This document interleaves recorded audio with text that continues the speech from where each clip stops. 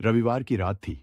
एक पिता अपने बेटे को शुभ रात्रि कहने गया, क्योंकि वह जानता था कि यदि वह ऐसा नहीं करेगा तो उसके बेटे की फिक्र होगी। वह अपने बेटे कमरे की तरफ जाता है। कमरे के दरवाजे के पास पहुंचकर देखता है।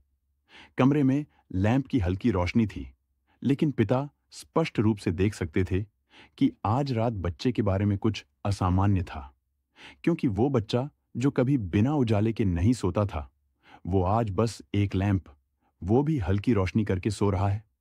पिता धीमे से अपने बेटे राहुल को पुकारते हैं। बेटा राहुल। राहुल पलटकर अपने पिता की तरफ देखता है। वह देखने में एकदम सामान्य दिखाई दे रहा था, पर उसके मुंह पर वो एक अजीब सी मुस्कुराहट बता रही थी कि कुछ तो हुआ है यहां। पिता बच्चे से पूछते हैं, तुम ठीक हो राहुल? उसने पूछा। बेटे ने सिर हिलाया, फिर मुस्कुराते हुए कहा, पिताजी, देखो, मेरे बिस्तर के नीचे देखो। मुझे ये बहुत देर से परेशान कर रहा है और सोने भी नहीं दे रहा। पिता, बेटा कुछ नहीं है, तुम डरो मत। ये कमरे में कोई नहीं आ सकता।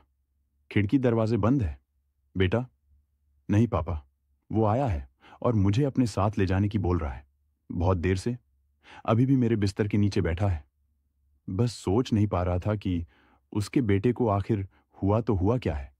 ये क्या बात कर रहा है और क्यों अजीब हरकतें कर रहा है? ऐसा क्या है बिस्तर के नीचे जो मेरे बच्चे को डरा रहा है? पिता हंसे और देखने के लिए घुटनों के बल बैठ गए और बिस्तर के नीचे देखने लगे। उन्होंने जैसे ही देखा, उसकी आंखें खुली की खुली रह गईं। वो समझ नहीं पा रहे थे, वो जो देख रहे हैं वो सच है या भ्रम। उसने देखा कि बिस्तर के नीचे उनका बेटा डर के कपकपाता हुआ, आंखें पीली, मुंह सूखा हुआ और एक कोने में चुपके से बैठा है। वह बोलता है, पापा, पिताजी, देखो मेरे बिस्तर पर कोई है और वो मुझे परेशान कर रहा है और मुझे अपने साथ ले जाने की बात कर रहा है। आखिर कौन था वो जो हुआहू उसके बेटे की तरह दिख रहा था? कहां से आया था? क्या करने आया था? बहू इन सब सवालों का जवाब जानने के लिए पार्ट 2 का इंतजार करें।